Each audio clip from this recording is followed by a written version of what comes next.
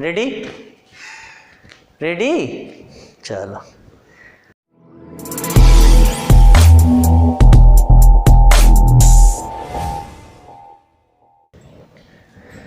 प्रिय छात्र छात्राओं, हमने मांग की लोच के अंतर्गत जो मांग के मापने की विधियां थी वह 4 विधियां जो बताई हैं, उसमें चारों विधियों में 2 विधियों का हमने अध्ययन कराया और इसके बाद में अब हम जो अध्ययन कराएंगे वह मांग की लोच विधि का अध्ययन करेंगे। यानी मांग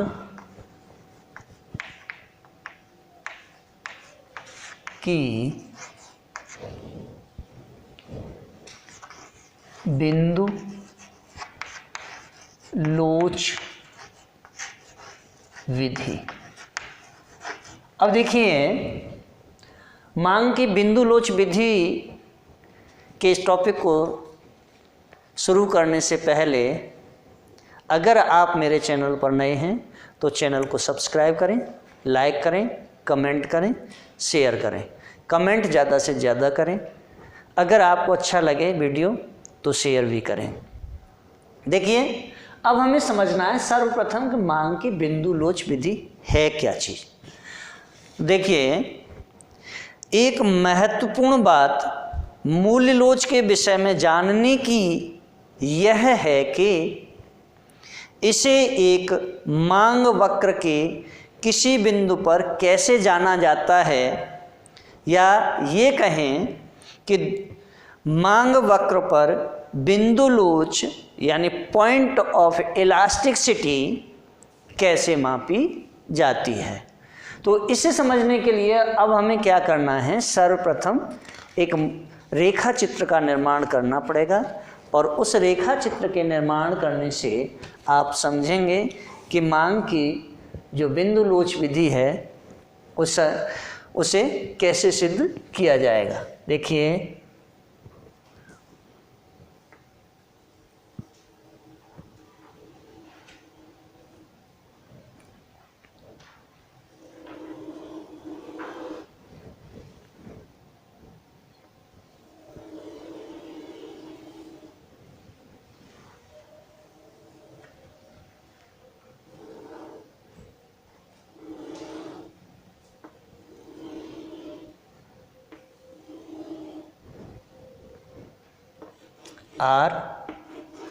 R1 X O मूल बिंदु, Y एक्सिस, P और P1, D और D1 या D डैश, Q1 अथवा Q डैश।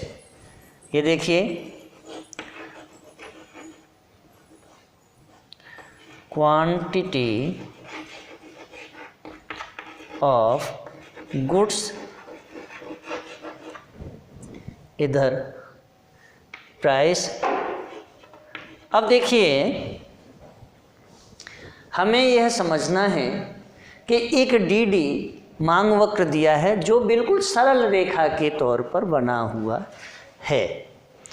अब जो सरल रेखा पर बना हुआ है या जिसे हम सरल रेखा बोलते हैं, उस पर कोई भी वस्तु है जो x है, उसकी जो कीमत है वह OP के बराबर है, और जब कीमत OP के बराबर है तब उस वस्तु की मांग जो है वो OQ के बराबर है, या ये कहें कि P और R के बराबर है।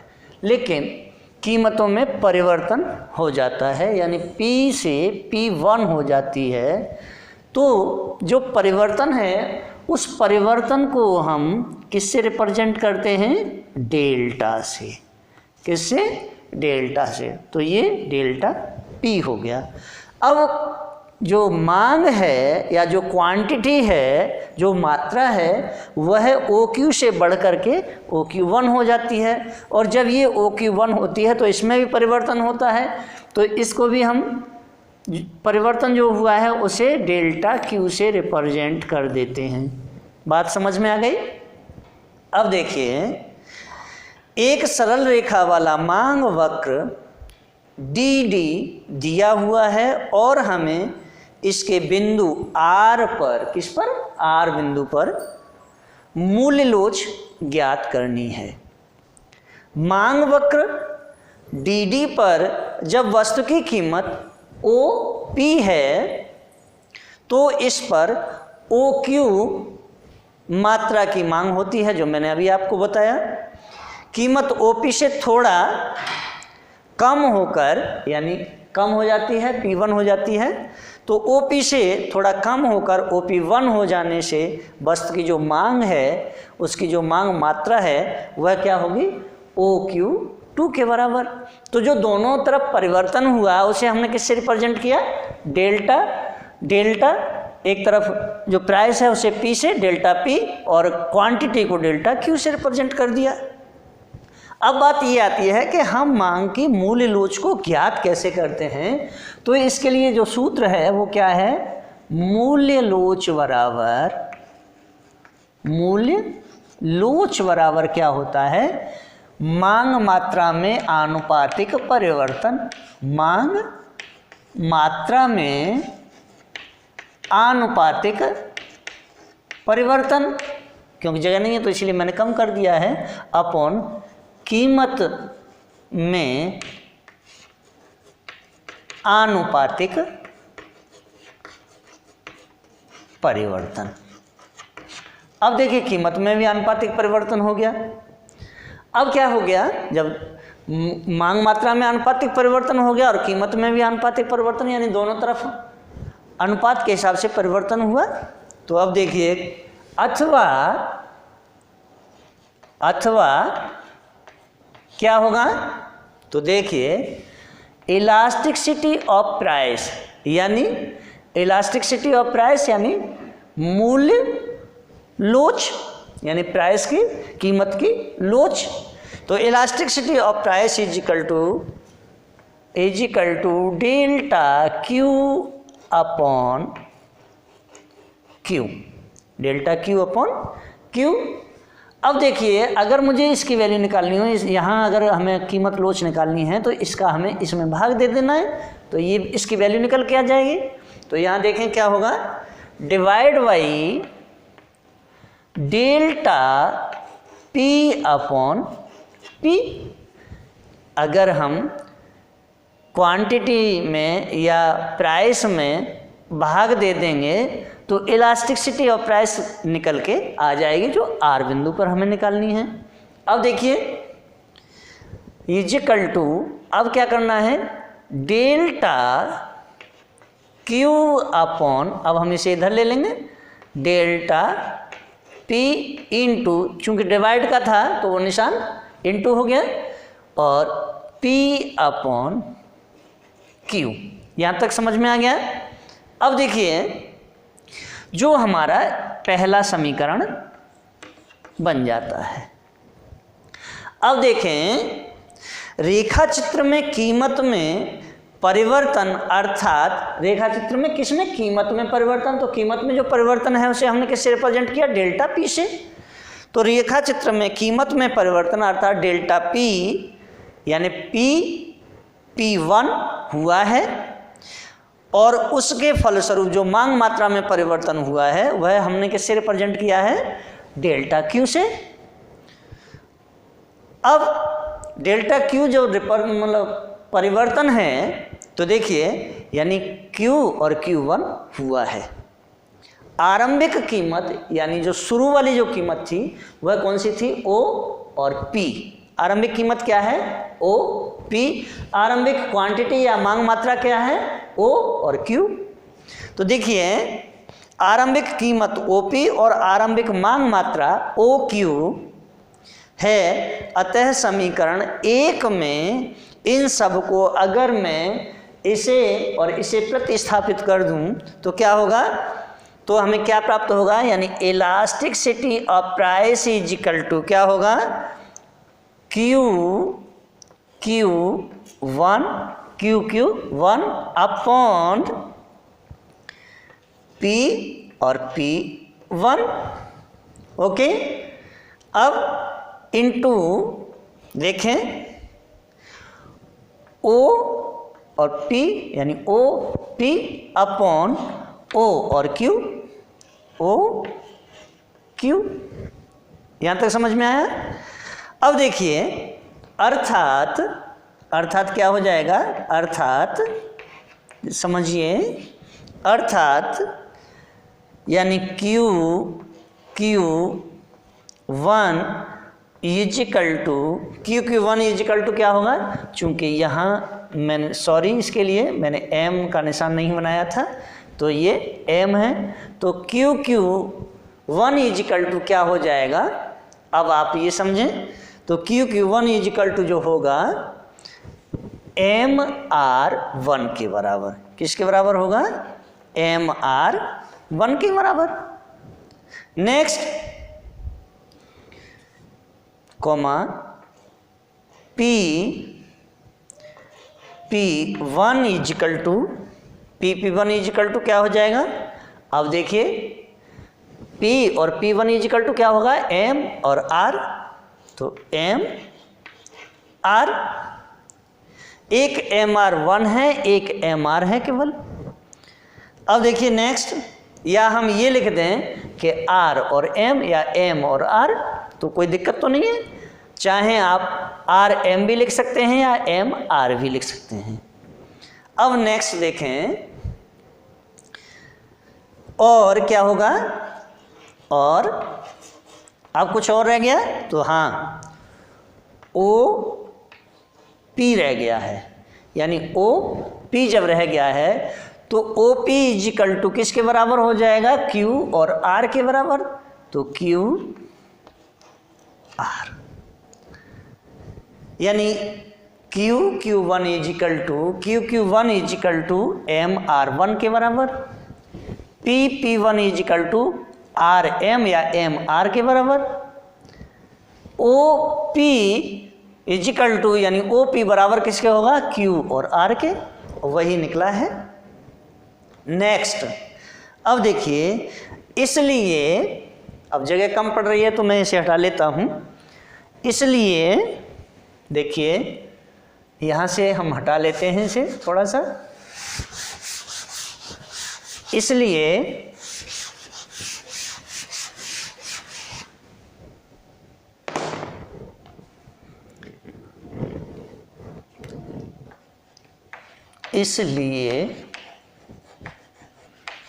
क्या है, elasticity of price is equal to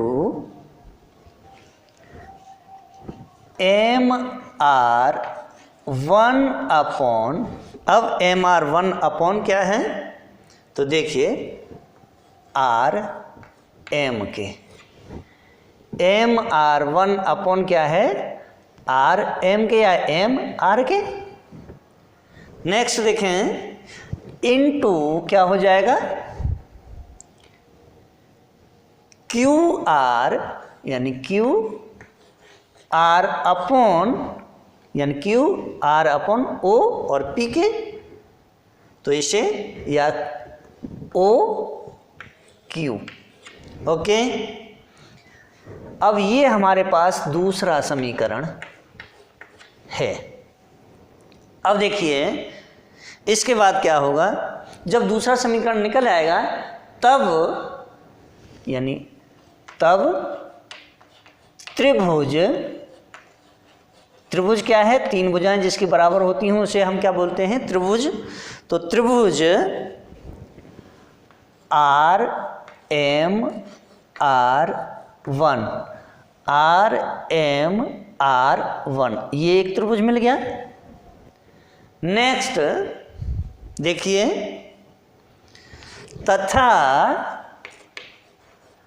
अब क्या है, तथा RQ और D। अब देखिए RQD डैश,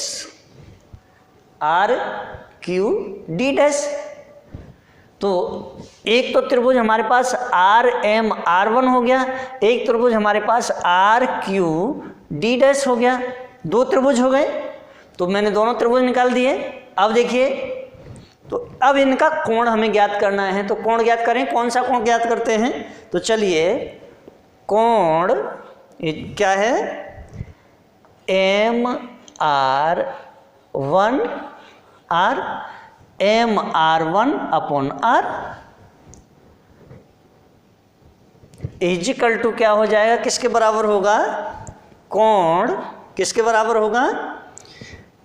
QD' R के बराबर। नेक्स्ट देखें तो कोण, अब देखिए RM R'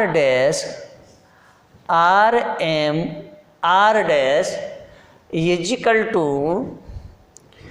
कोण क्या है? RQD RQ और D, वो भी डैश वाला D डैश। अब देखिए ये दोनों ही कोण कैसे हैं? समकोण। कैसे हैं? समकोण। तो देखिए समकोण त्रिभुज हो गए। अब जब समकोण त्रिभुज हैं तो अब हमें क्या करना है? यहाँ कहीं कोई तीसरा भी त्रिभुज रह गया? तो हाँ, तीसरा कौन सा रह गया है?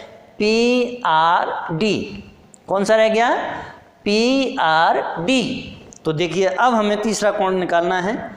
तो तीसरा जो कोण है, तीसरा कोण क्या है? MR1 कर दें, MR1 दोनों त्रिभुजों में है, यानी DRP या PDR या RPD। एक तो त्रिभुज ये हो गया, एक त्रिभुज कौन सा है? RQD', दूसरा त्रिभुज हो गया। अब इन दोनों ही त्रिभुजों के बीच में जो त्रिभुज आ रहा है वो कौन सा है? RMR1 या MRR1। तो देखिए जहाँ MRR1 दोनों त्रिभुजों में है, क्या है? दोनों त्रिभुजों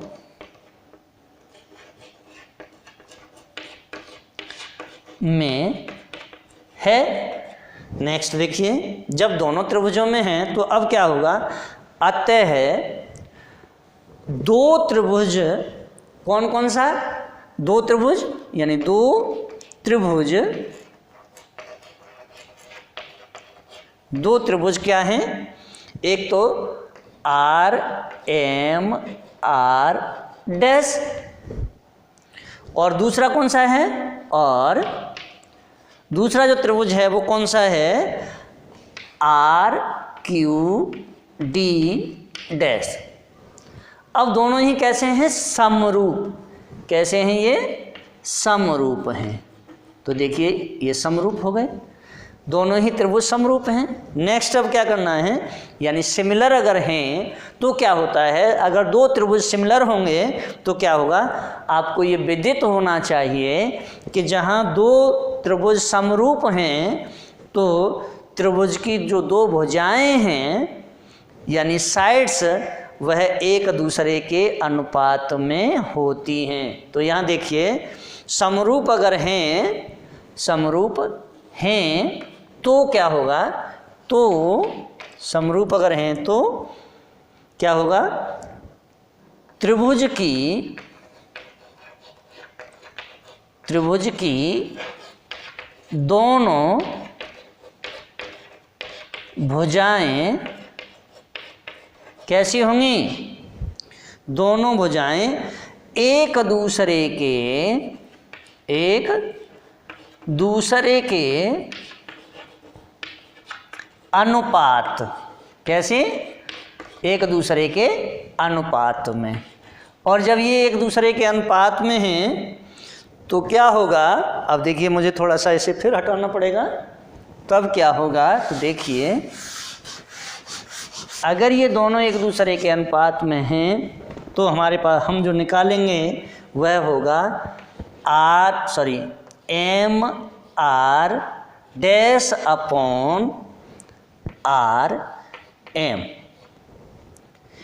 इजिकल टू बराबर Q Q D dash upon Q are.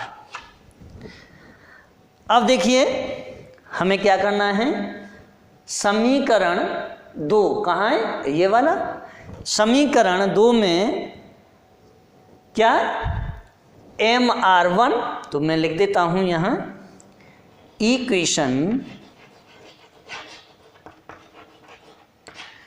2 में क्या कर दें, MR डैश अपॉन RM के स्थान पर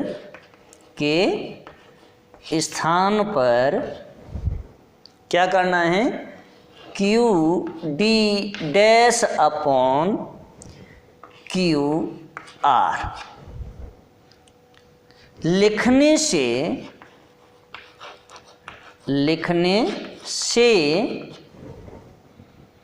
हमें प्राप्त होगा। तो देखिए क्या प्राप्त होगा, अब जगह नहीं है तो मुझे हटाना पड़ेगा थोड़ा सा। तो प्राप्त जो होगा उसे देखें, अब समीकरण दूसरा MR dash upon RM into Q R upon OQ। तो देखिए मैं यही हटाता हूँ यहाँ से,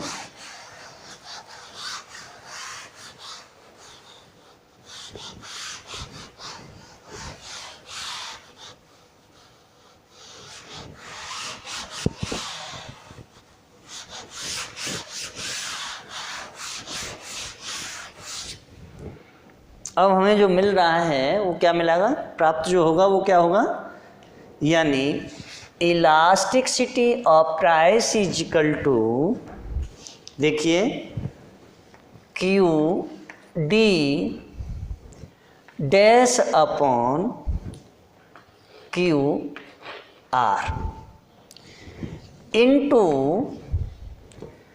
Q R upon O Q.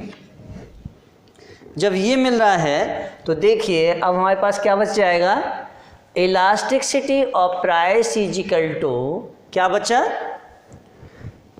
Q D dash upon O Q. अब देखिए ओ क्यू कैसे आ गया, यानी क्यू आर यहाँ भी है और क्यू आर यहाँ भी है, तो ये दोनों कैंसिल हो गए एक दूसरे से। तो अब हमारे पास क्या बचा, Q D dash upon Q R. तो elasticity of price is equal to क्या बचा, ओ क्यू। तो देखिए ओ क्यू और क्या बचा, क्यू डी, दो चीज़ें बच गई। अब देखिए यहाँ ये कौन सा समीकरण हो जाएगा, तीसरा समीकरण। अब जब तीसरा समीकरण भी आपने निकाल लिया तो अब क्या करना है हमें, अब देखिए त्रिभुज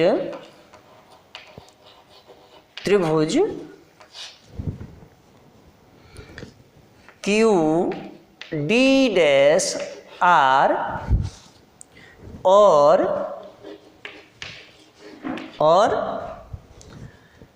पी आर डी कैसे हैं, समरूप। अब ये दोनों समरूप हैं, जब ये दोनों समरूप हैं तो क्या होगा, क्योंकि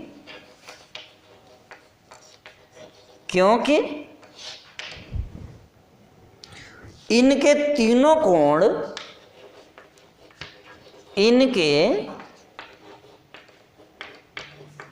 कोण कैसे हैं, समान हैं। अब जब तीनों ही कोण समान हैं तो क्या होगा, अतः, अब देखिए अतः बचेगा क्या, तो ये देखें, अतः Q D dash upon P R is equal to R D dash upon R D, क्योंकि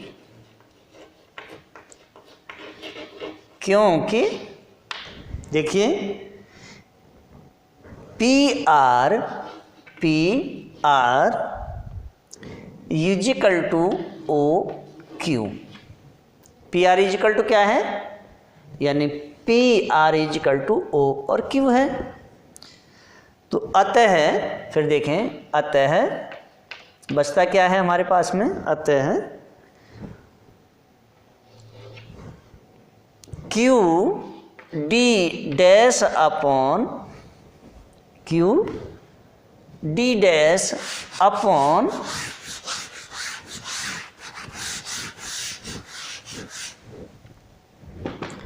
Q D dash upon O Q is equal to R D dash upon R D. अब जब ये निकल गया तो अब क्या रह गया है अभी, तो देखिए अतः are D dash upon R D. अब देखिए are D dash upon R D के बाद में क्या है, सीधी रेखा, कौन सी, ये वाली सीधी रेखा वाले मांग वक्र यानी डी डी डैश के बिंदु आर पर मूल्य लोच। अब हमें क्या निकालनी है, मूल्य लोच निकालनी है। तो देखिए मूल्य लोच क्या आएगी, ये लिख लें आगे, मूल्य लोच बराबर क्या होगा, देखिए यानी R D dash upon R D. जहाँ R D dash upon R D है तो अब देखिए क्या हो जाएगा, यानी आर से ऊपर वाला, ऊपर का, सॉरी आर से निचला हिस्सा, आर से नीचे का हिस्सा ये वाला, तो आर से निचला हिस्सा अपॉन आर से ऊपर वाला हिस्सा।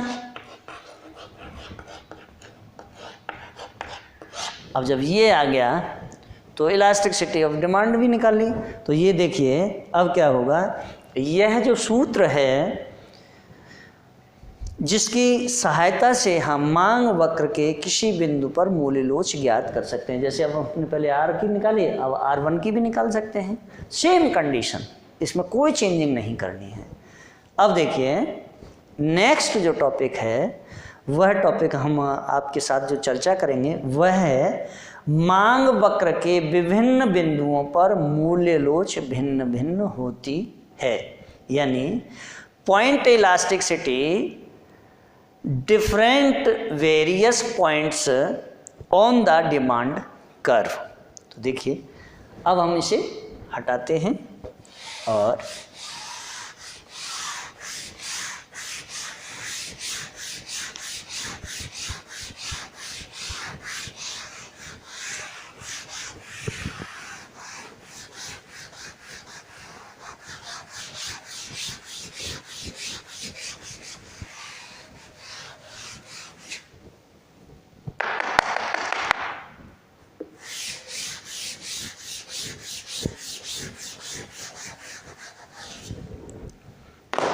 कौन सा है, देखिए मांग वक्र के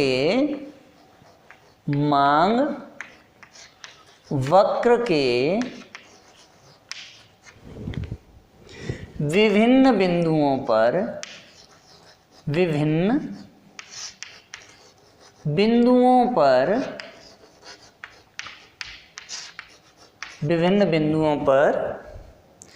मूल्य लोच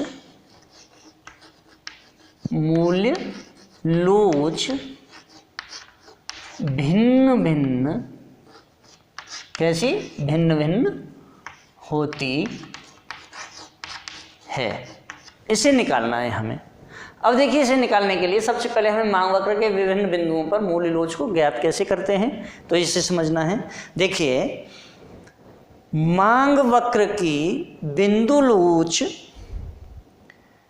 के विषय में एक और अवश्य जानने योग्य बात यह है कि किसी एक मांग वक्र के भिन्न भिन्न बिंदुओं पर मूल्य लोच पृथक पृथक होती है, ना कि एक जैसी, यानी अलग अलग होती है।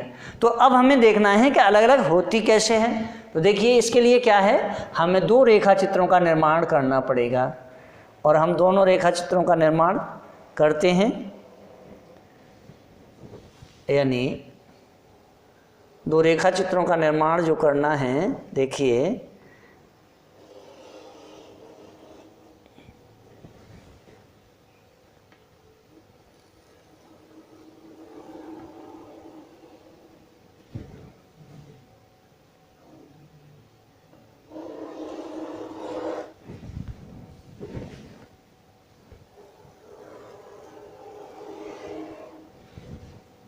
यह एक सरल रेखा है। अब देखिए, इसमें तीन बिंदु हैं, 1, 2 और 1, 3, जिसे मैंने S, R और L का नाम दिया है।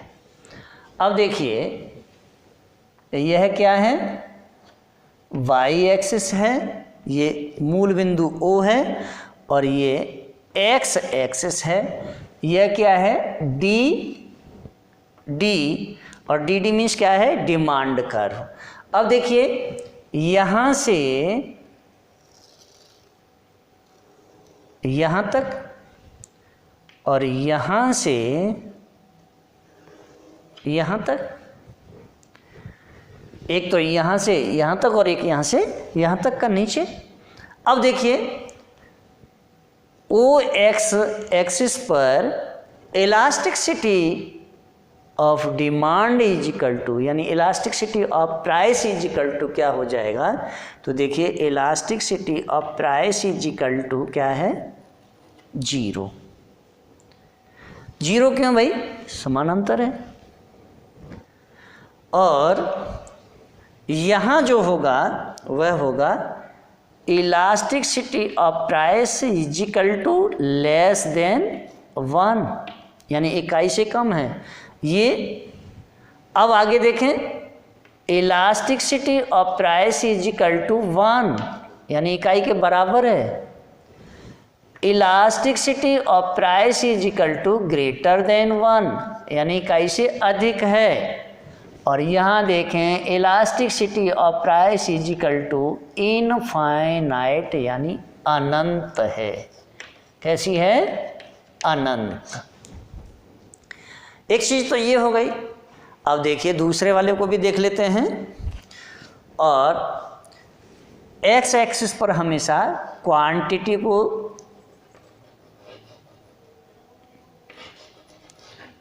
को दर्शाते हैं, और वाई एक्सिस पर प्राइस,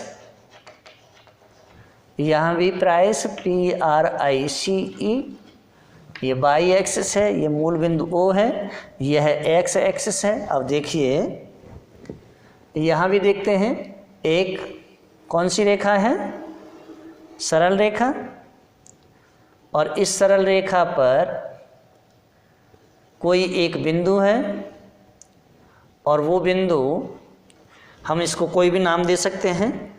तो ये प्राइस है, और ये R बिंदु है, और ये क्या है, Q, यानी क्वांटिटी, क्या है, क्वांटिटी यानी मात्रा। अब देखिए, ये R बिंदु तो है, लेकिन अभी हमारे पास जो बचा है वो है डिमांड कर्व। तो देखिए, अब हमने एक इस स्पर्श रेखा पर डिमांड कर्व का निर्माण किया है, जो है D और D। अब ये जो रेखा बची है स्पर्श रेखा, इस स्पर्श रेखा को हमने T और टी डैश नाम दे दिया। ओके, अब देखते हैं। तो देखिए सर्वप्रथम यानी इसे मैंने ए और इस रेखा चित्र को बी नाम इसलिए दिया है कि हम जो चर्चा करेंगे या जो एक्सप्लेन करेंगे या जो एक्सप्लेन कर रहे हैं उनमें समझ सकें कि ये ए रेखा चित्र के बारे में चर्चा की जा रही है और ये बी रेखा चित्र के बारे में चर्चा की जा रही है, इसलिए ए और बी हमने दो नाम दिए हैं। देखिए रेखा चित्र ए में डी डैश एक सरल रेखा वाला मांग वक्र खींचा गया है और इस पर तीन बिंदु कौन कौन से एस आर एल, तीन बिंदु एस आर एल लिए गए हैं। मूल्यलोच का प्रमाणित सूत्र लागू करने पर, मूल्यलोच का प्रमाणित सूत्र क्या है, यानी delta Q upon delta P into P upon Q, ये वाला। तो देखिए प्रमाणित सूत्र लागू करने पर बिंदु एस पर मूल्यलोच अगर हमें ज्ञात करनी हो, यानी एस पर अगर मूल्यलोच ज्ञात करनी हो तो क्या आएगा, S D dash upon S D dash upon S D. देखिए S D dash upon S और डी। ये अगर इसी तरह से मुझे एल पर निकालनी हो या आर पर निकालनी हो तो देखिए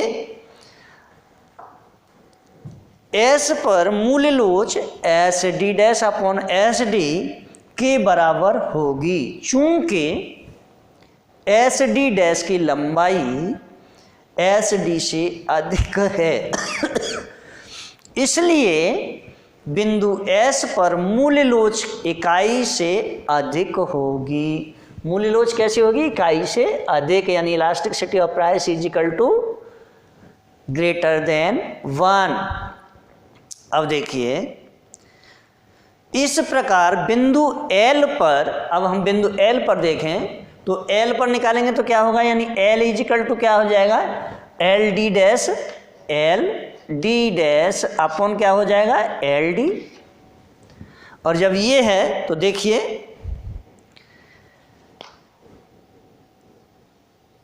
एल डी के बराबर होगी, चूंकि अब यहां देखें एल डी की जो लंबाई है या जो दूरी है वह एल डी से काफ़ी कम है।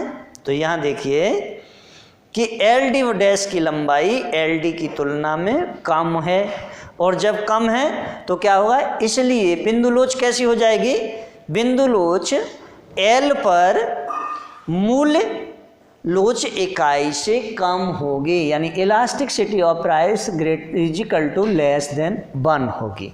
ओके, नेक्स्ट समझिए। अब मुझे आर पर निकालनी है तो सेम कंडीशन, अगर हम आर पर निकालेंगे तो यानी आर इज इक्वल टू क्या हो जाएगा, are D dash upon R D. अब भाई यहाँ देखें आर डी डैश और आर डी दोनों ही दूरियों में बराबर हैं, यानी चाहे ऊपर की ले लो और चाहे नीचे की ले लो, दोनों ही बराबर हैं। और जब दोनों ही बराबर हैं तो क्या होगा, elasticity of price is equal to क्या होगा, 1 के बराबर होगा। ओके, तो यहाँ देखिए 1 के बराबर है, और जब ये 1 के बराबर है तो अब देखिए उपर्युक्त विश्लेषण से यह स्पष्ट है कि मांग वक्र के विभिन्न बिंदुओं पर मूल्यलोच कैसी है, भिन्न भिन्न, यानी एस पर elasticity of price is equal to greater than 1, R पर elasticity of price is equal to 1, L पर elasticity of price is equal to less than 1, और डी डैश पर elasticity of price is equal to 0। और इधर देखें Y axis पर elasticity of price is equal to infinite, यानी अनंत है। तो देखिए विभिन्न बिंदुओं पर मूल्यलोच भिन्न भिन्न होती है। इसके अतिरिक्त उपर्युक्त विश्लेषण से यह स्पष्ट होता है कि रेखा चित्र ए के मांग वक्र डी डी डैश के मध्य बिंदु आर से निचले वाले भाग में मूल लोच इकाई से कम होगी। जैसे जैसे हम मांग वक्र के नीचे आते जाते हैं मूल लोच कम होती जाती है, परंतु आर तक यह इकाई से अधिक ही रहती है। और जब इकाई से अधिक रहती है तो फिर क्या होगा, ऊपर स्पष्ट है कि मध्य बिंदु आर पर मूल लोच इकाई के बराबर है। और जैसे जैसे हम आर बिंदु के नीचे डी डैश की ओर आते हैं तो मूल लोच घटती जाती है और आर डी पर यह 0 या 0 हो जाती है। अब देखिए हमारे पास बचा है बी पार्ट। ए पार्ट की हमने विवेचना कर दी है। अब देखिए बी पार्ट में देखें तो बी पार्ट में क्या होगा, रेखा चित्र ए में जो मांग वक्र खींचे हैं वह किस पर हैं, सरल रेखा यानी स्ट्रेंथ लाइन थी, परंतु प्रायः मांग वक्र की आकृति सीधी रेखा के प्रकार की ना होकर गैर रेखीय वक्र। कैसा, गैर रेखीय वक्र, यानी ये वाला जो वक्र है इसे गैर रेखीय वक्र करते हैं, ये सीधी वाली रेखा है। तो गैर रेखीय अगर कोई वक्र है तो वहाँ क्या होगा, आकृति है तो मांग वक्र के किसी बिंदु पर मूल लोच जानने का जो सूत्र है वह तब ही लागू होता है जब मांग वक्र सरल रेखा ना होकर वक्र की आकृति यानी कर्व शेप की हो। केवल हमें उस बिंदु पर स्पर्श रेखा यानी जो टेंजेंट है, स्पर्श रेखा है, स्पर्श रेखा खींचनी होती है जो x और y के अक्षों तक जाती है। x और y के अक्षों तक जा रही है, तो x और y के अक्षों तक जाती है। फिर उसी सूत्र की सहायता से मूल लोच जान ली जाती है। इसे समझने के लिए अब क्या करना है, रेखा चित्र बी का जो मांग वक्र है वो डी गैर रेखीय वक्र की आकृति का है।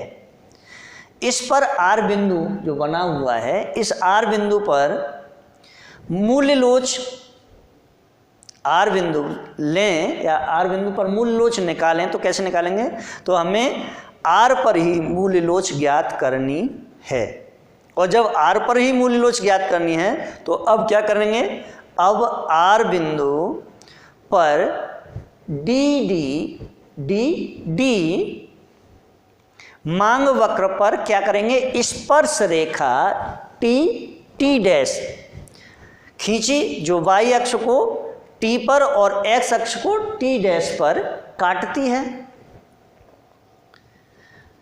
उसी प्रकार उपर्युक्त सूत्र के अनुसार डी मांग वक्र के आर बिंदु की जो मूल लोच है वो क्या होगी, यानी आर की अगर हम मूल लोच निकालेंगे यानी आर इजिकल टू निकालेंगे तो क्या निकल के आएगा भाई, आर टी और R T dash, R T dash. और जब ये जैसे हमने ये निकाला S is equal to S D dash upon S D, L is equal to L D dash upon L D, R is equal to R D dash upon R D. उसी तरह से यहाँ इस वाले सूत्र में देखें R is equal to R T upon R T dash. अब देखिए बराबर होगी। इसी प्रकार यदि हमें आर बिंदु पर मूल लोच जाननी हो तो डी मांग वक्र के आर बिंदु पर टी जो स्पर्श रेखा है उसे खींचना है। और जब हम ये स्पर्श रेखा खींच लेते हैं तो क्या होता है, तब बिंदु आर पर मूल लोच are T upon R T dash के बराबर होगी।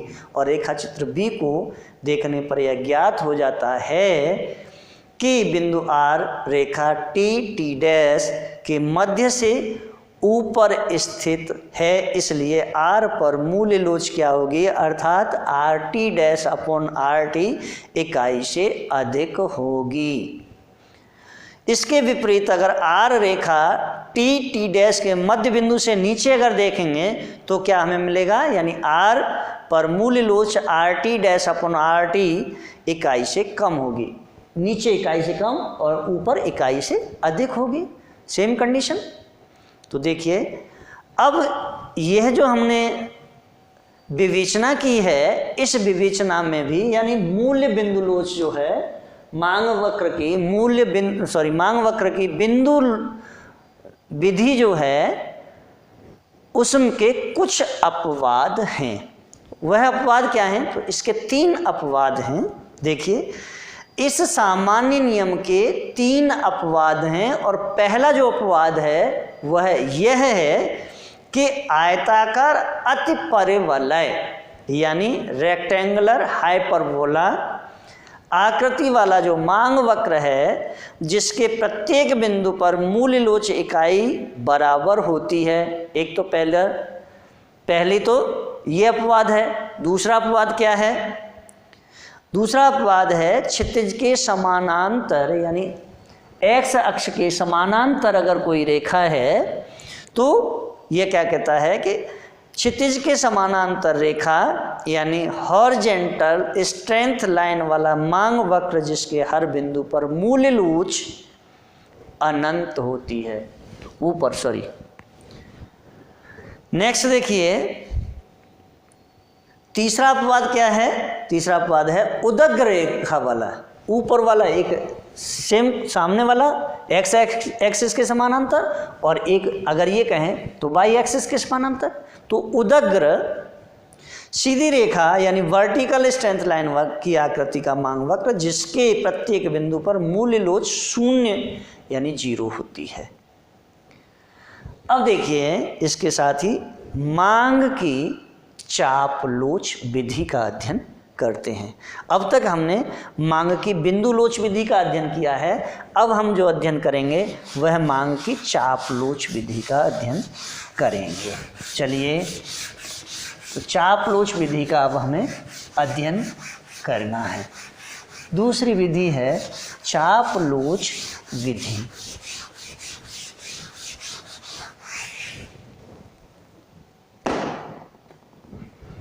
यानी फोर्थ चाप लोच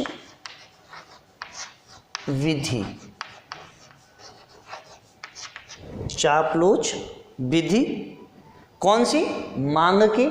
चाहे तो आप इधर मांग और बढ़ा लें, मैंने नहीं लिखा कोई बात नहीं है, लेकिन आप लिख लें मांग की चाप लोच विधि। और इसे हम बोलते हैं arc elasticity of demand. Arc elasticity of demand methods यानी विधि है तो मेथड्स। अब देखिए, सबसे पहले हमें ये समझना है कि मांग की चाप लोच विधि होती क्या है।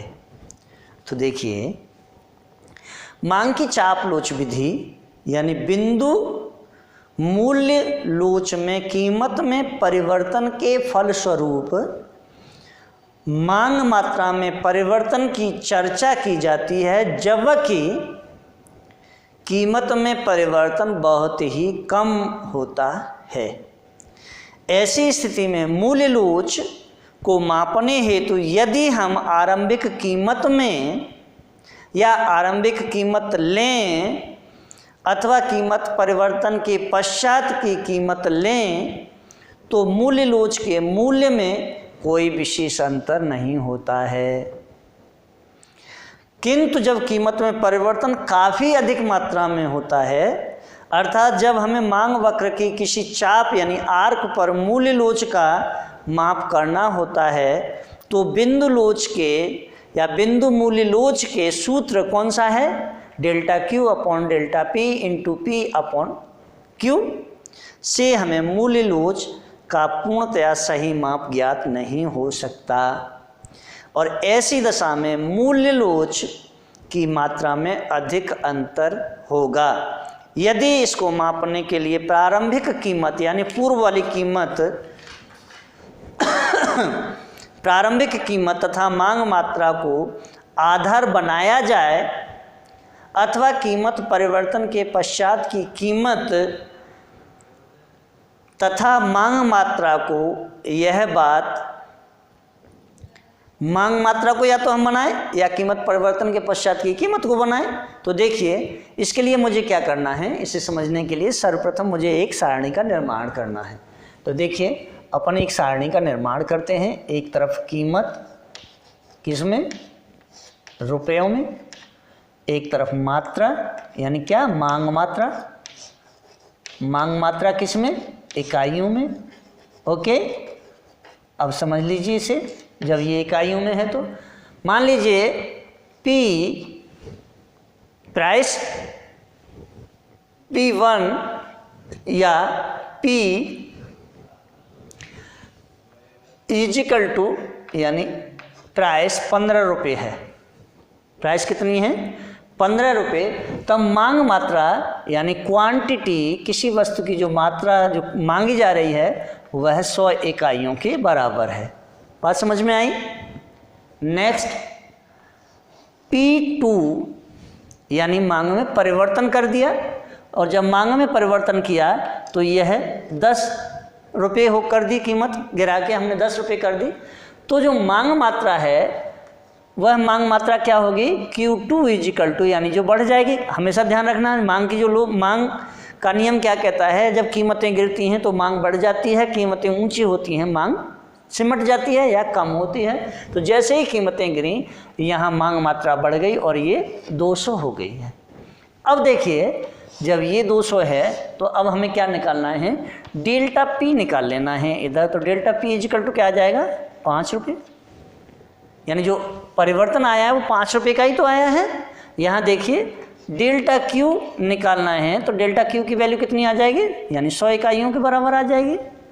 ओके, अब हम इसे अगर सॉल्व करना चाहें तो सॉल्व भी कर सकते हैं। तो चलिए सॉल्व करते हैं।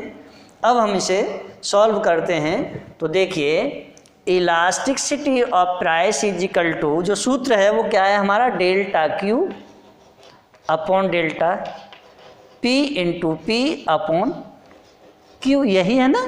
तो सॉल्व कर दीजिए, वैल्यू रख दीजिए। डेल्टा Q की वैल्यू कितनी है, डेल्टा Q की वैल्यू है 100 और डेल्टा P की वैल्यू कितनी है 5, यानी 1 की 100 1 की 5, गुणा कर दीजिए। P की वैल्यू कितनी है, अब यहाँ P की वैल्यू निकालनी है। P की वैल्यू कितनी है, आई है 15 और Q की वैल्यू कितनी है, तो Q की वैल्यू देखिए 100 है, ये 100 हो गया। ओके, अब हमने इस जीरो से इस जीरो को, ये जीरो से ये जीरो कटा दिया, बचा क्या हमारे पास में, बराबर 15/5। तो 5 का भाग दे दीजिए, कितने बार चला गया, 3 बार, यानी जो इकाई की लोच है वो 3 आ गई है। ओके, अब देखिए यदि कीमत परिवर्तन के पश्चात की कीमत, पहले मैंने क्या किया, कीमत में कोई परिवर्तन नहीं किया था, यानी इसे बेस मान लिया था 15 को। तो देखिए यदि हम बिंदु मूल्य लोच के सूत्र द्वारा मूल्य लोच को मापने के लिए प्रारंभिक कीमत 15 रुपये तथा उस पर मांगी गई मात्रा 100 इकाइयों को आधार बनाए तो मूल्य लोच की जो निम्न मात्रा, मूल्य लोच की जो मात्रा है वो क्या है, 3 के बराबर प्राप्त हुई है। अब हमें क्या करना है, यदि कीमत परिवर्तन के पश्चात की कीमत, पहले कीमत परिवर्तन से पूर्व, अब कीमत परिवर्तन के पश्चात, तो कीमत परिवर्तन के पश्चात की कीमत यानी 10 रुपये तथा इस पर मांग मात्रा 200 इकाई।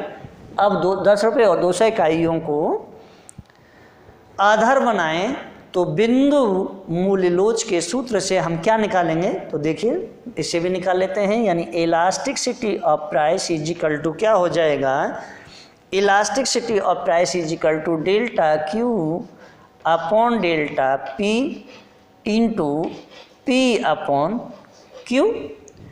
तो इज इक्वल टू रख दीजिए। अब हमें क्या रखना है, यानी डेल्टा Q की वैल्यू कितनी है 100, डेल्टा Q की वैल्यू 100 है और डेल्टा P की वैल्यू कितनी है 5 गुणा, अब P को देख लें तो P की जो कीमत है वो कितनी है, मैंने 10 को आधार बनाया है तो 10 बटे क्वांटिटी कितनी है 200। यहाँ तक बात समझ में आई।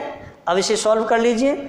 इस जीरो से ये जीरो, इस जीरो से ये जीरो कैंसिल कर दिया, बचा क्या मेरे पास में, ऊपर 10 बच गए तो 10 यहाँ रख लिए। अब देखिए 5 का 2 से गुणा कर दिया, ये भी 10 हो गया, भाग दे दीजिए। कितने बार चला गया साहब, 1 बार।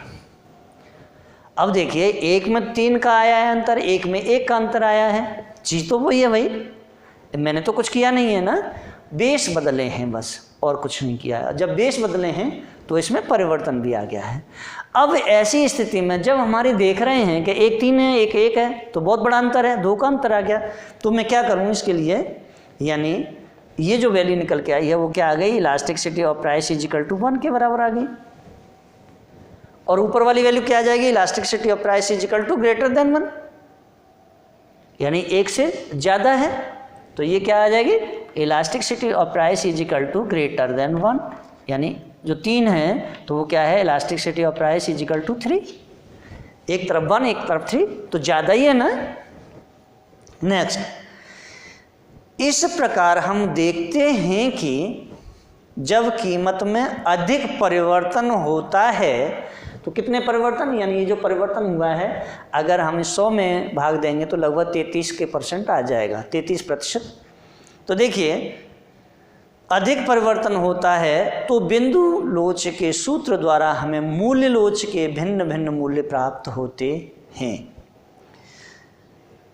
अब देखिए जैसा कि जो उदाहरण जैसा मैंने अगर सॉल्व किया तो एक 3 है और एक 1 है, जो कि इस पर निर्भर करते हैं कि क्या हम इसे मापने के लिए प्रारंभिक कीमत तथा मांग मात्रा को आधार बनाएं अथवा कीमत परिवर्तन के पश्चात की कीमत तथा मांग मात्रा को मांग वक्र की दशा में।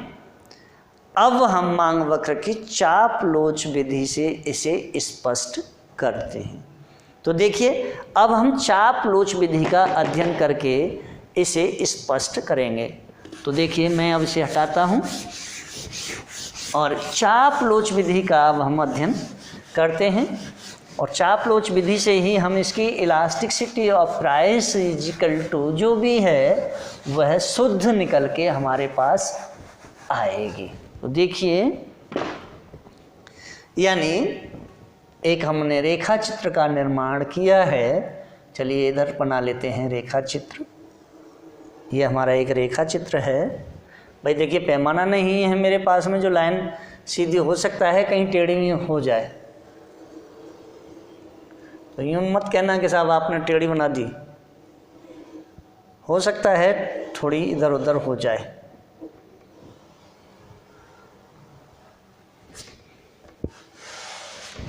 अब देखिए यह एक डी क्या है, मांग वक्र है। क्या है ये, डी डैश। ये मूल बिंदु O, ये एक्स एक्सिस, ये वाई एक्सिस। अब देखिए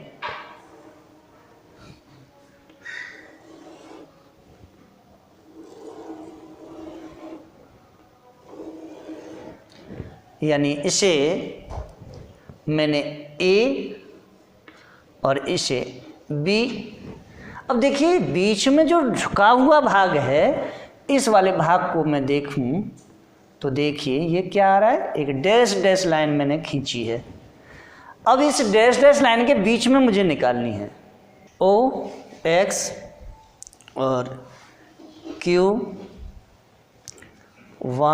Q2 P1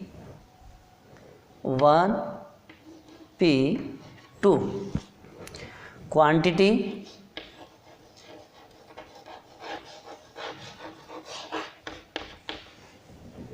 प्राइस। अब देखिए हमने जो रेखा चित्र बनाया है A और B जो दो बिंदु हैं, अब हमने पहले जो मूल्य लोच जो निकाली है A और B पर निकाली, एक जगह 3 आई एक जगह 1 आई है। अब देखिए रेखा चित्र में मांग वक्र डी डैश या डी पर A तथा B बिंदुओं के मध्य मूल्य लोच का सही माप बिंदु लोच या बिंदु मूल्य लोच के सूत्र द्वारा नहीं हो सकता है। ऐसी स्थिति में जब कीमत में परिवर्तन अधिक होता है, अर्थात जब मांग वक्र के दो बिंदुओं की अधिक दूरी के मध्य मूल लोच का माप करना होता है तो चाप मूल लोच की धारणा का प्रयोग किया जाता है। चाप लोच अथवा चाप मूल लोच के माप में प्रारंभिक तथा परिवर्तन के पश्चात की कीमतों का औसत, साथ ही प्रारंभिक तथा और परिवर्तन के पश्चात की मांग मात्राओं का औसत लिया जाता है। अतएव मांग की चाप मूल लोच मापने का जो सूत्र है वह है elasticity of price is equal to delta Q upon Q1 plus Q2 upon 2 divide by delta P upon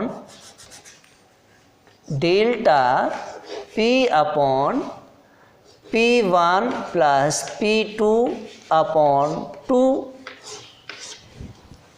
अब आगे यानी elasticity of price is equal to क्या होगा, डेल्टा क्यू अपॉन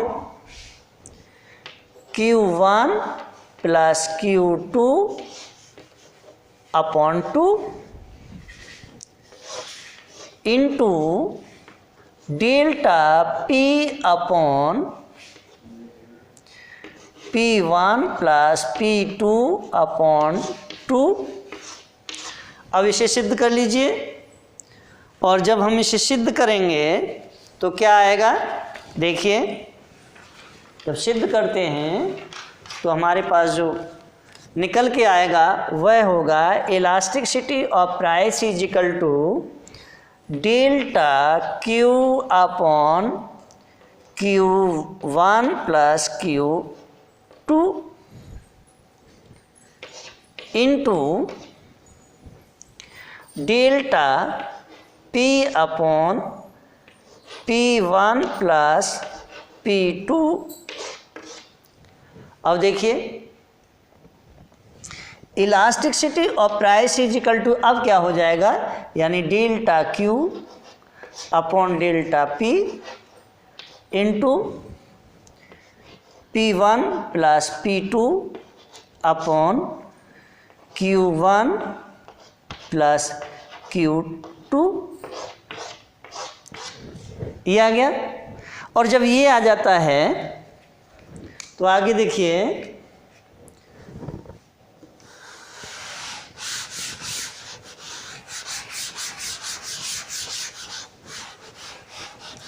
अब देखिए उपर्युक्त गणितीय उदाहरण से जिसमें किसी वस्तु की कीमत 15 रुपये प्रति इकाई से गिरकर 10 रुपये प्रति इकाई हो जाती है, तो चाप मूल्य लोच का जो माप है या जो माप का जो सूत्र है वो क्या होगा, तो माप हम अगर निकालेंगे तो क्या निकल के आएगी। अब देखिए हमें इसी में पुट कर लेना है। तो देखिए elasticity of price is equal to delta Q upon delta P into P1 plus P2 upon Q1 plus Q2। ये मैंने निकाल दिया है यहाँ, और जब ये निकाल लिया है तो अब मुझे केवल कीमतों को इसमें रखना है। इस सूत्र के अंतर्गत कीमतें रख लेते हैं। तो देखिए रखिए elasticity of price is equal to delta Q की वैल्यू कितनी आई थी हमारी, 100 आई थी, यानी डेल्टा क्यू कीमत है 100 और डेल्टा P की वैल्यू आई थी 5 गुणा P1 की वैल्यू कितनी है 15 और P2 की वैल्यू थी 10 और Q1 की वैल्यू कितनी है 100 और Q2 की वैल्यू है 200। चलिए कर लीजिए। अब देखिए elasticity of price is equal to 100/5 गुणा 25/300। ओके, इस जीरो से ये जीरो और इस जीरो से ये जीरो कट गए। आगे देखिए ये कितना बचा 25 और नीचे 5 दिया 15, ये आ गया। अब हमें 15 का भाग 25 में दे देना है। तो देखिए 15 का भाग अगर हम 25 में देंगे, इधर दे के निकाल देते हैं। 15 का भाग अगर 25 में देंगे तो 15 एकम 15, 10 बचे, 10 लगा के एक जीरो बढ़ा लिया, 15 छिक्के 90, फिर 10 बच गए, फिर एक जीरो बढ़ाएं तो 15 छिक्के 90 मीन्स 1.66 इजिकल टू 1.66। अब देखिए कितना निकल के आया 1.66, यानी answer elasticity of price, answer क्या है elasticity of price is equal to 1.66। 1.66 जो वैल्यू निकल के आई है वो ए और बी के बीच की दूरी में निकली है, यानी ये ए एवरेज हमने लोच निकाली है। ए की 3 थी, बी की 1 थी, तो मैंने ए और बी के बीच की जो वो है यहाँ मूल्य लोच को ज्ञात किया है। अब देखिए रेखा चित्र में मांग वक्र डी के बिंदु ए तथा बी के मध्य चाप मूल्य लोच को मापने के लिए हमें OP1 और OP2 की कीमतों का औसत तथा मात्रा में OQ1 तथा OQ2 का औसत लेना होगा। यह ध्यान देने योग्य है कि रेखा चित्र के सरल रेखा या रेखा की चाप लोच की बिंदु ए तथा बी के मध्य मांग वक्र डी की वास्तविक चाप की मूल्य लोच के लगभग बराबर मान लिया है। अतएव बिंदु ए तथा बी के मध्य मांग वक्र जितना अधिक उत्तल यानी कॉन्वेक्स होगा तो बिंदु ए और बी के बीच डैश्ड, ये जो डैश लाइन है डैश्ड रेखा वास्तविक मांग वक्र यानी ट्रू डिमांड कर्व से उतनी अधिक पृथक होगी। परिणाम स्वरूप चाप मूल्य लोच का गुणांक वास्तविक मांग वक्र की वास्तविक चाप मूल्य लोच का उतना ही कम द्योतक होता है या उतना ही कम द्योतक होगा।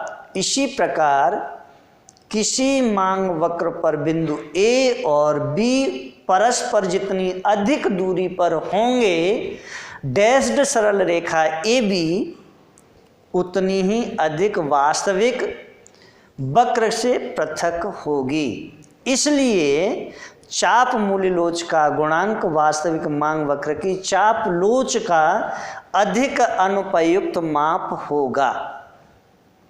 अतएव चाप मूल्य लोच की धारणा भी तभी सार्थक होती है जबकि चाप कम हो, अर्थात मांग वक्र के दो बिंदु अधिक दूरी पर ना हो। अगर दूरी पर होंगे तो मूल्य में कोई भी परिवर्तन आ जाएगा। चाप मूल्य लोच को तब प्रयोग किया जाता है जब कीमत में परिवर्तन बहुत अधिक ना हो। इसके विपरीत जब मांग वक्र पर दो बिंदु अर्थात डैश्ड सरल रेखा परस्पर अति निकट स्थित हो, चाप मूल्य लोच का गुणांक तथा बिंदु लोच का गुणांक लगभग समान होते हैं। अब देखिए ये चाप मूल्य लोच विधि का आपने निकाला है। अब हम निकालेंगे मांग वक्र का ढाल तथा मूल्य लोच। मांग वक्र का ढाल तथा मूल्य लोच। अब देखिए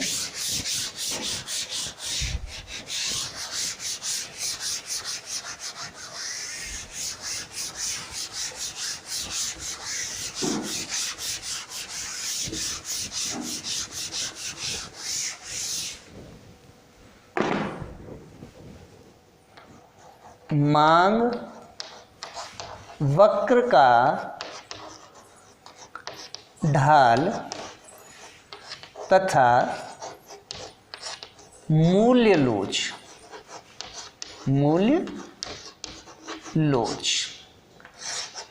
मांग वक्र का ढाल तथा मूल्य लोच। अब देखिए मांग वक्र का ढाल तथा मूल्य लोच क्या है, यानी slope of the demand curve and price elasticity of demand. देखिए सबसे पहले हमें समझना है कि मांग वक्र का ढाल तथा मूल्य लोच क्या है। यहाँ देखें, मांग की मूल्य लोच तथा उसका ढाल दो भिन्न भिन्न धारणाएं हैं। इसका कारण यह है कि जब मांग वक्र का ढाल डेल्टा पी, मांग वक्र का ढाल कैसा, delta P upon delta Q अथवा इसके विपरीत, और इसके विपरीत क्या हो जाएगा, विपरीत होगा delta Q upon delta P, ये हो जाए तो मांग मात्रा तथा वस्तु की कीमत में निरपेक्ष परिवर्तन दर्शाते हैं। मांग की मूल्य लोच कीमत व मांग मात्रा में सापेक्ष अथवा आनुपातिक परिवर्तनों से संबंधित है। यदि वस्तु की मांग की मूल्य लोच क्या हो जाए,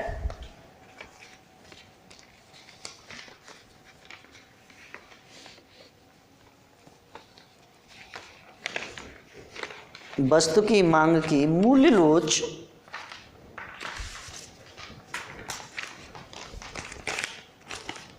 कैसी हो, मांग वक्र के ढाल के बराबर होगी या बराबर होती तो सरल रेखीय मांग वक्र के प्रत्येक बिंदु पर मूल्य लोच एक समान होती है। क्योंकि सरल रेखा का जो ढाल है उसके प्रत्येक बिंदु पर एक समान रहता है, किंतु वास्तव में स्थिर ढाल वाले सरल रेखीय मांग वक्र के विभिन्न बिंदुओं पर मूल्य लोच एक समान नहीं है। मूल्य लोच का सूत्र कौन सा है, यानी डेल्टा, मूल्य लोच का जो सूत्र है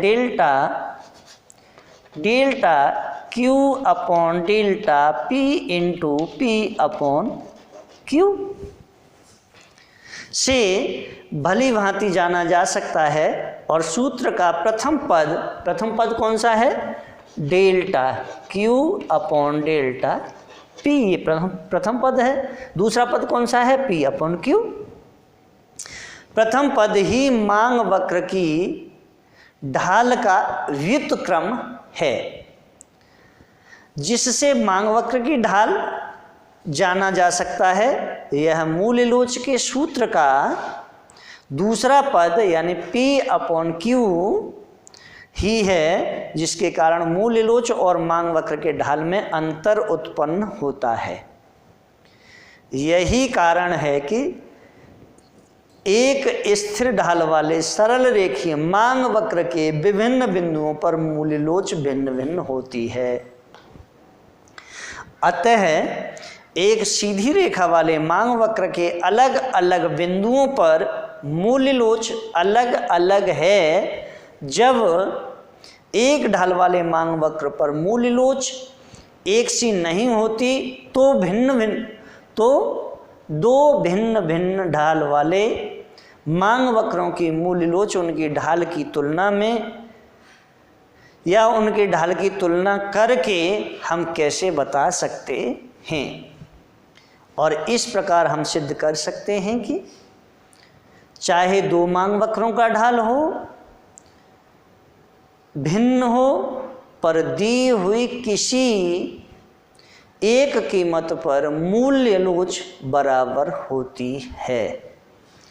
इसे अब देखिए समझते हैं कैसे होती है। तो चलिए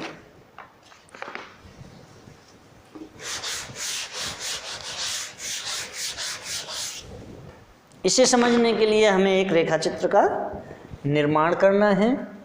रेखा चित्र का निर्माण करते हैं।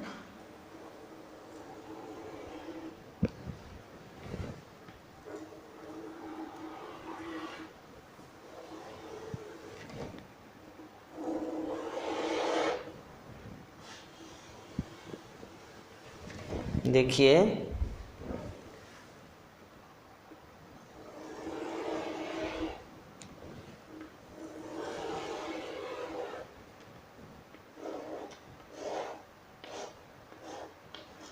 X Y D A B, यहाँ देखिए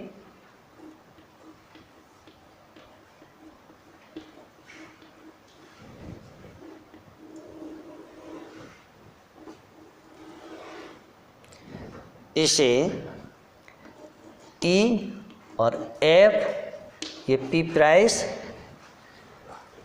एल एच, अब देखिए क्वांटिटी और प्राइस PRICE। अब देखिए निकालें रेखा चित्र में DA, कौन सा DA DB, यानी DA और DB क्या है? DA और DB मांग वक्र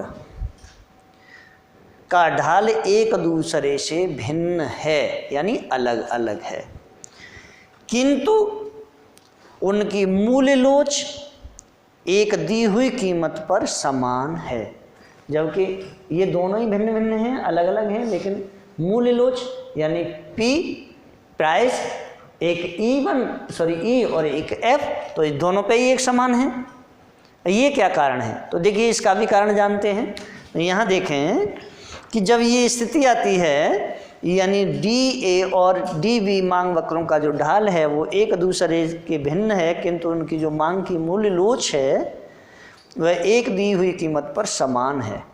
क्यों है? यदि OP कीमत हो और हम P बिंदु से X अक्ष के समानांतर यानी पैरेलल एक रेखा खींचें जो DA को E बिंदु पर और DB को F बिंदु पर काटती है, तब DA वक्र के E बिंदु मूल लोच EA, अब किस पर? E पर, तो E इक्वल टू क्या हो जाएगा?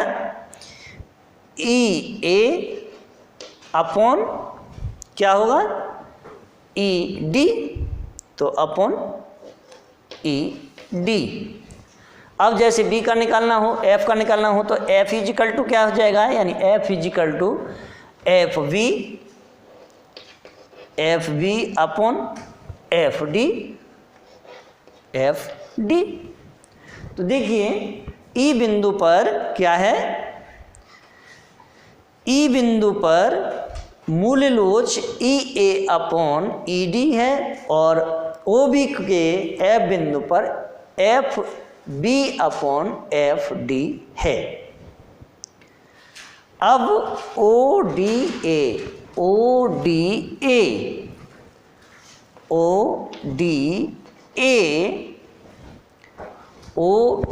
एक त्रिभुज हो गया, ODB दूसरा त्रिभुज हो गया। तो यहाँ देखिए ODA क्या है? समकोण त्रिभुज। कैसा है? समकोण, यानी समान कोण का समकोण त्रिभुज है। तो देखें जब समकोण त्रिभुज है तो में रेखा, अब रेखा देखिए कौन सी है? एक तो PA और क्या होगा? PE और OA, PEOA। तो देखिए क्या है? PEOA समकोण त्रिभुज में या समकोण PEOA के समानांतर है, इसलिए क्या होगा? इसलिए EA अपॉन ED यानी elasticity of price is equal to EA upon ED is equal to OP upon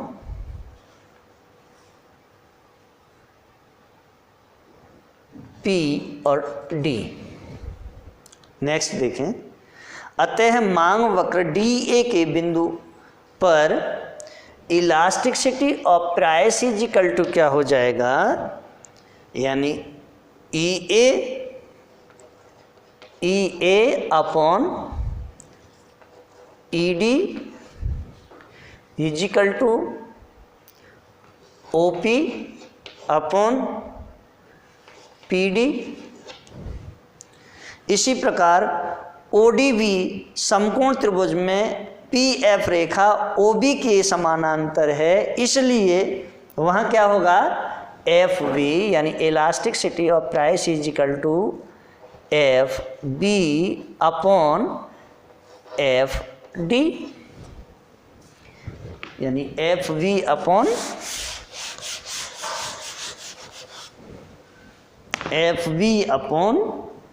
FD is equal to OP upon PD। अतः मांग वक्र, अब देखें, अतः मांग वक्र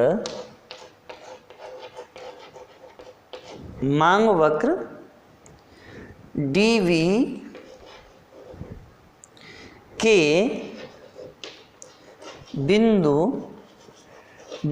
बिंदु F पर क्या होगा, F पर मूल्य लोच बराबर, या ये कहें कि elasticity of price is equal to FB upon FD is equal to OP upon OD।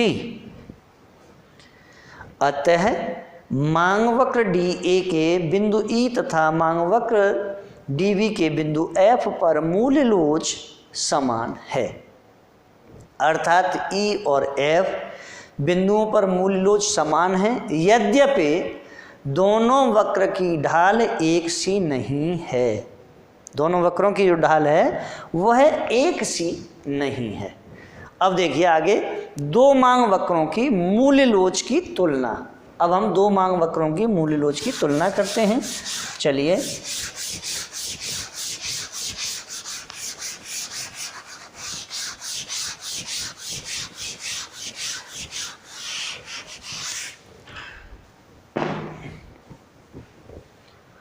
दो मांग वक्रों की मूल्य लोच की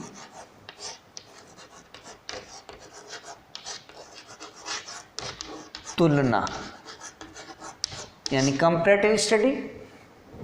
देखिए कैसे करेंगे, यानी comparing price elasticity of two demand curve, दो मांग वक्रों की मूल्य लोच की तुलना। देखिए सबसे पहले हमें यह समझना है कि दो मांग वक्रों की मूल्य लोच की जो तुलना कर रहे हैं वो होती कैसी है। तो देखिए यहाँ उपभोक्ता विश्लेषण में यह स्पष्ट है कि मांग वक्रों की ढाल से मूल्य लोच की तुलना करना गलत है, लेकिन मूल्य लोच के सूत्र का प्रयोग करके हम दो भिन्न भिन्न मांग वक्रों के मूल्य लोच की तुलना कर सकते हैं। इन मांग वक्रों की मूल्य लोच की जो तुलना है वो है कैसे करेंगे, इस तरह से करेंगे। तो कैसे करेंगे, देखिए इसके लिए सबसे पहले हमें क्या करना है, दो रेखा चित्रों का निर्माण करना है। यानी दो रेखा चित्र हैं,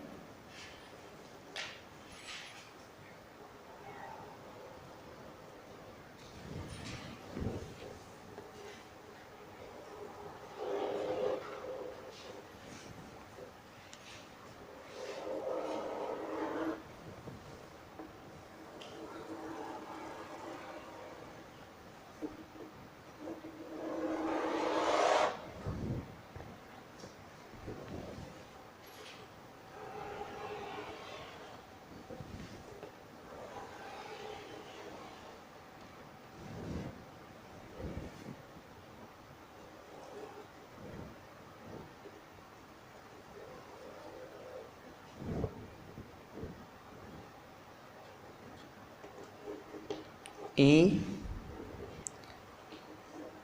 एक्स,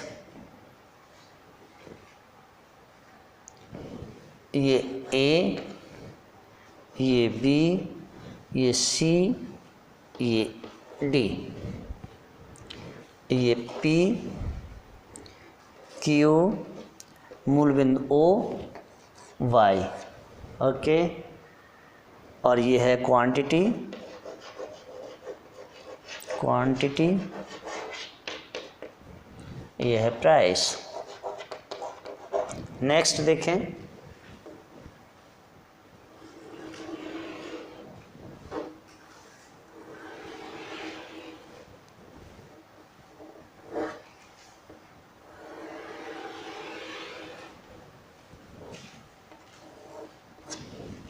मूल बिंदु एक्स एक्सिस, वाई एक्सिस, ये डी, D1, D2 और D2। यहाँ देखिए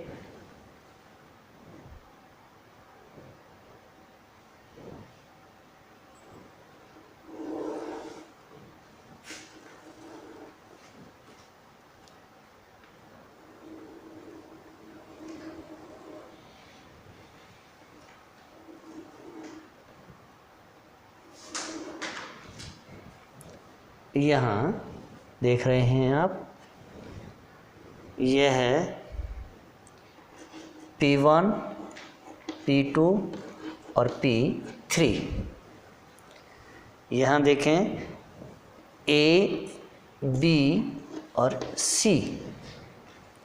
अब देखिए quantity of goods, price, panel A, panel B। अब देखिए सबसे पहले जो हमने बताया है कि दो मांग वक्रों की मूल्य लोच की तुलना कर रहे हैं। सबसे पहले हम एक ही तुलना करते हैं। देखिए, एक दी हुई कीमत पर दो ऐसे मांग वक्रों की मूल्य लोच की तुलना जो परस्पर काटते हैं, किसको? एक दूसरे को। यानी ए बी सी डी दोनों ही एक दूसरे को काट रहे हैं। तो देखिए इसकी सबसे पहले हम इसी की तुलना करेंगे। तो देखिए रेखा चित्र ए में दो मांग वक्र यानी ए बी और सी डी बनाए हैं जो बिंदु ई पर एक दूसरे को काटते हैं। रेखा चित्र से यह स्पष्ट है कि मांग वक्र सी डी मांग वक्र ए बी की तुलना में अधिक चपटा यानी फ्लैटर है। हम यह सिद्ध कर सकते हैं कि अधिक चपटे मांग वक्र सी डी के प्रत्येक बिंदु पर मूल्य लोच अधिक ढाल के मांग वक्र ए बी से अधिक है। तो कैसे है? कीमत OP पर, कीमत OP पर जो कि बिंदु E, अब बिंदु E पर या E के अनुरूप है, पर मूल्य लोच अधिक चपटे मांग वक्र पर अधिक ढाल के मांग वक्र की तुलना में अधिक होगी। मूल्य लोच के उदग्र अक्ष के सूत्रानुसार यानी वर्टिकल एक्सिस फॉर्मूला के मुताबिक मांग वक्र CD के मांग वक्र किसके? C और D के बिंदु E पर मूल्य लोच क्या होगी? OP/PC। इसी प्रकार अधिक ढाल के मांग वक्र AB के बिंदु E पर मूल्य लोच OP/PA होगी।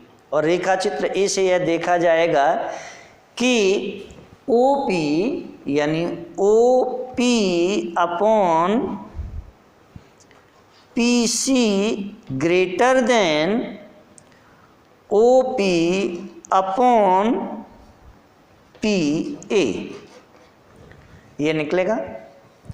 क्योंकि पीसी की जो लंबाई है वो पीए की तुलना में कम है।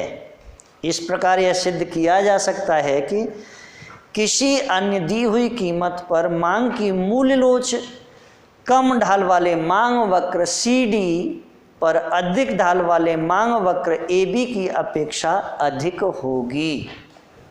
अब देखिए पैनल बी। अब पैनल बी की तुलना करते हैं। तो पैनल बी में क्या है, एक दी हुई मात्रा पर विभिन्न मांग वक्रों पर मांग की मूल्य लोच की तुलना अब हम करते हैं, यानी comparing price elasticity of demand on different parallel demand curves at a given quantity. देखिए इसकी कैसे करेंगे।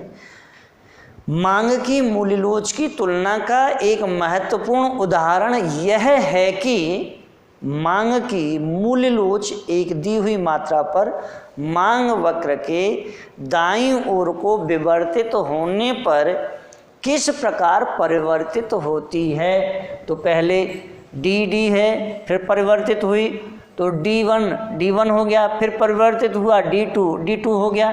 लेकिन यहाँ देख रहे हैं कि ये उदग्र रेखा है और इस पर जो मैंने तीनों जो रेखाएं एक्सेस के समानांतर खींची हैं, तो यहाँ चाहे यहाँ मांग तो एक ही है, यानी जो क्वांटिटी है वह तो एक ही है ना, उसमें कोई परिवर्तन नहीं हुआ ना।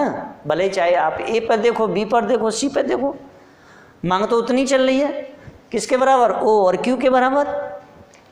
तो यहाँ देखें रेखा चित्र बी के मांग वक्र के DD से सरक कर DD1 होना तथा फिर और सरक कर D2 होना है। कल्पना कीजिए मांग की OQ मात्रा दी हुई है। इस दी हुई मात्रा पर हमें यह जानना है कि इसके अनुरूप मांग वक्र D1 के बिंदु B तथा मांग वक्र D2 के बिंदु C पर मूल्य लोच आरंभिक मांग वक्र DD के A बिंदु से किस प्रकार भिन्न है। तो देखिए इसे हम मूल्य लोच का सूत्र, और मूल्य लोच का जो सूत्र क्या है, elasticity of price is equal to यानी elasticity of price is equal to delta Q upon delta P into P upon Q। अब जब ये सूत्र है तो देखिए आगे क्या होगा, का प्रयोग करके सरलता से सिद्ध कर सकते हैं कि विभिन्न रेखीय मांग वक्र परस्पर समानांतर हैं। उनकी ढाल delta P upon delta Q एक समान होगी। अतएव बिंदु A, B और C पर मांग वक्रों की जो ढाल है वह समान होने के कारण मूल्य लोच की जो टर्म है, यानी delta Q upon delta P, जो ढाल delta P upon delta Q का व्युत्क्रम यानी रेसिप्रोकल है और मांग वक्रों के इन बिंदुओं पर बराबर होगी।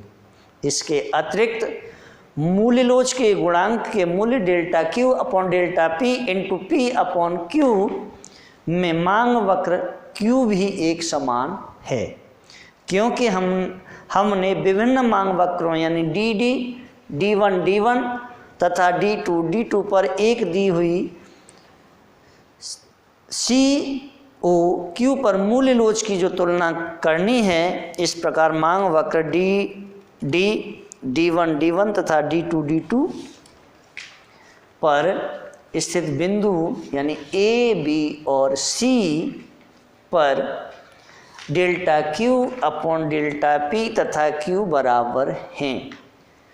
उनमें केवल कीमत P का ही अंतर है, जो कि B बिंदु पर A बिंदु की तुलना में बिंदु C पर बिंदु B की तुलना में अधिक है। इससे हम इस निष्कर्ष पर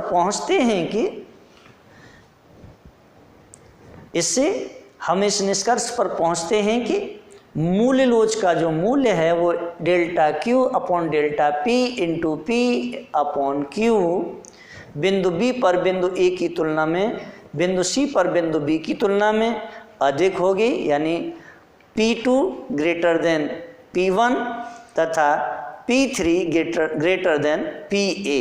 और इस प्रकार हम इस निष्कर्ष पर पहुंचते हैं कि जैसे जैसे मांग में वृद्धि होती जाती है और परिणाम स्वरूप जैसे मांग वक्र दाईं ओर विवर्तित होता है, एक दी हुई मांग मात्रा पर मांग की मूल्य लोच बढ़ेगी।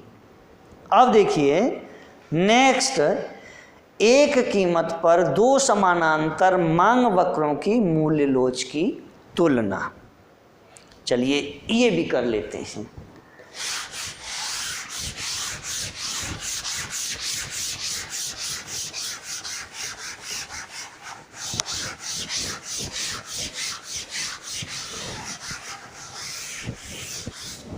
यहां देखें, एक कीमत पर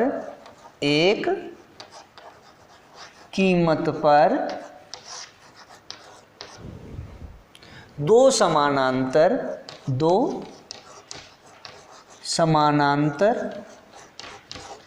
आगे क्या है, मांग वक्रों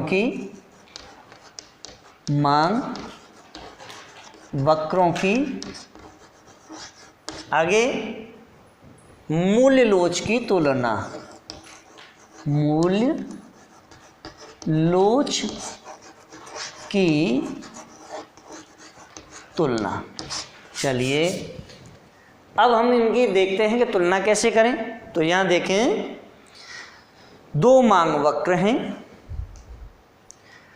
दो मांग वक्रों से जिनकी ढाल एक समान हो, दो मांग वक्र हो उनकी ढाल एक समान हो, उनसे यह स्पष्ट कर सकते हैं कि एक ही कीमत पर उन पर मूल्य लोच भिन्न भिन्न होती है।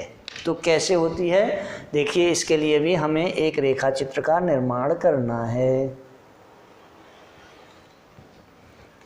इसके लिए भी एक रेखा चित्र का निर्माण कर लेते हैं भाई। चलिए, एक मांग वक्र ये है, दूसरा मांग वक्र ये है, कीमत रेखा, ये मूल बिंदु O, ये एक्स एक्सिस, यह वाई एक्सिस, ये A, ये B, C, D, और यहाँ देखिए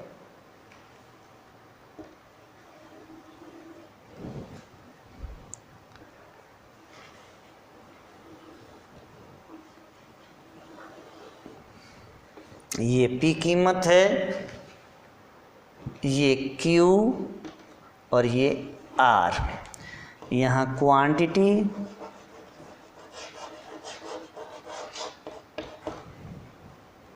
ये M1 और इधर प्राइस यानी PRICE। अब देखिए रेखा चित्र में मैंने दो कैसी सीधी यानी सरल रेखाएं AB और CD खींचे गए हैं जो कि एक दूसरे के कैसे समानांतर हैं यानी पैरेलल हैं। चूंकि AB और CD एक दूसरे के समानांतर हैं, इसलिए उनकी जो ढाल है वो कैसी है, स्लोप जो है समान है। अब हम यह सिद्ध कर सकते हैं कि कीमत OP पर क्या है, उनकी मूल्य लोच भिन्न भिन्न है। कैसे है, तो बिंदु P से एक सीधी रेखा x एक्सिस के समानांतर खींच दी है। कौन सी, PR। और जो मांग वक्र है वो AB और AB को R बिंदु पर और मांग वक्र CD को Q पर, AB को R बिंदु पर और CD को Q पर काटती है। मांग वक्र AB के बिंदु R पर मूल्य लोच, AB के बिंदु R पर मूल्य लोच क्या कैसी है, यानी मूल्य लोच जो होगी RV अपॉन ये R और ये Q है, RB अपॉन क्या हो जाएगा, आर ए। किस पर? यानी R इजिकल टू, अगर Q पर निकालेंगे Q इजिकल टू क्या हो जाएगा? क्यू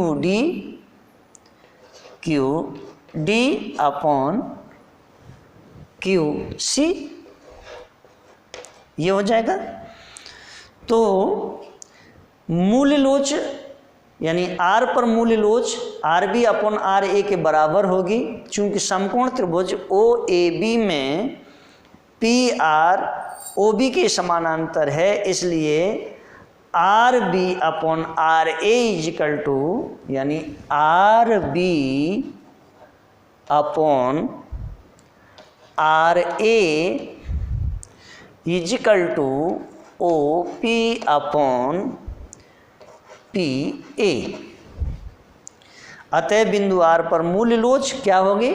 यानी मूल लोच बराबर, यानी elasticity of price is equal to क्या होगा? O P upon P A.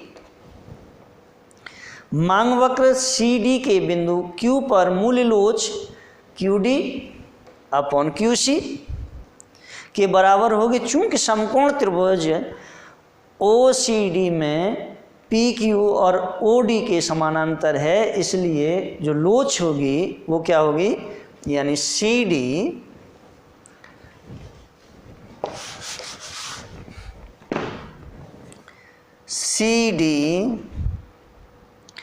Upon Q C is equal to O P upon P C. अतः मांग वक्र सी डी के बिंदु क्यू पर मूल लोच जो होगी वो क्या होगी? यानी elasticity of price is equal to जो होगी वो होगी O P upon P C, O P upon P C. रेखाचित्र से ज्ञात होगा कि बिंदु आर पर मूल लोच O P upon P A और बिंदु क्यू पर मूल लोच O P upon P C बराबर नहीं है। रेखाचित्र से यह भी ज्ञात होता है कि पी सी इजिकल टू, यानी पी सी ग्रेटर देन किसके? P A, P C greater than P A. अतः देखिए, अतः O P upon P C less than O P upon P A. अर्थात मांग वक्र सी डी के बिंदु क्यू पर मूल लोच मांग वक्र ए बी के बिंदु आर की मूल लोच से कम है।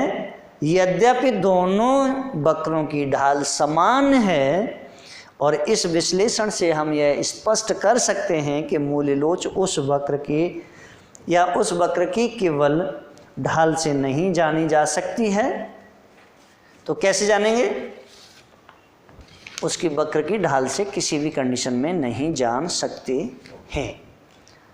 अब देखिए नेक्स्ट जो टॉपिक है, अनधिमान वक्रों से कीमत उपभोग वक्र द्वारा मांग की मूल लोच का अनुमान लगाना। और यह टॉपिक मैं अगले वीडियो में क्लियर किया जाएगा। और अगर आप हमारे चैनल पर नए हैं तो चैनल को सब्सक्राइब करें। पहले करते हो क्या जब वीडियो में पहले उन्होंने का टॉपिक क्लियर करें तो बाकी टैग अच्छे करा देंगे। इस वीडियो में, इससे पहले के जो वीडियो हैं उन सभी वीडियो में तटस्थता वक्रों का जो विश्लेषण है, मूल की लोच, ये उठाओ, मूल लोच के अंतर्गत मैंने आपको मांग की लोच का अर्थ, उसकी परिभाषाएं और परिभाषाओं के साथ मांग की लोच के प्रकार, मांग की लोच 3 प्रकार की होती है और उसमें मांग की मूल लोच, मांग की मूल लोच की श्रेणियां, उन श्रेणियों का अध्ययन कराया है। और मैंने 5 श्रेणियों का आपको अध्ययन कराया। उसके बाद में मांग की लोच की जो 5 श्रेणियां हैं, पांचों का कंपैरेटिव स्टडी कराई। फिर मांग की मूल लोच की जो माप है मेजरमेंट, और मेजरमेंट के अंतर्गत मैंने आपको मार्शल की कुल व्यय विधि, यानी यहाँ देखिए इसके अंतर्गत हमने मांग की जो लोच की मापने की जो विधियां हैं उसमें फ्लस्क की प्रतिशत विधि, मार्शल की कुल व्यय विधि, मांग की बिंदु लोच विधि, मांग की चाप लोच विधि, और इसके बाद मांग की चाप लोच विधि, इनका सबका अध्ययन कराया।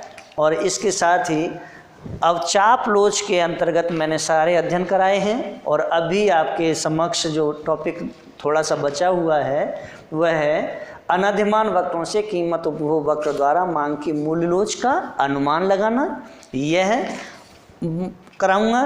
और इसके बाद आपको आय मूल्य लोच का अध्ययन कराएंगे। फिर उसके बाद में आड़ी या तिरछी मूल्य लोच का अध्ययन कराया जाएगा। चलिए, अगर आप मेरे चैनल पर नए हैं तो चैनल को सब्सक्राइब करें। अगर वीडियो पसंद आई तो शेयर करें, लाइक करें, कमेंट करें। धन्यवाद।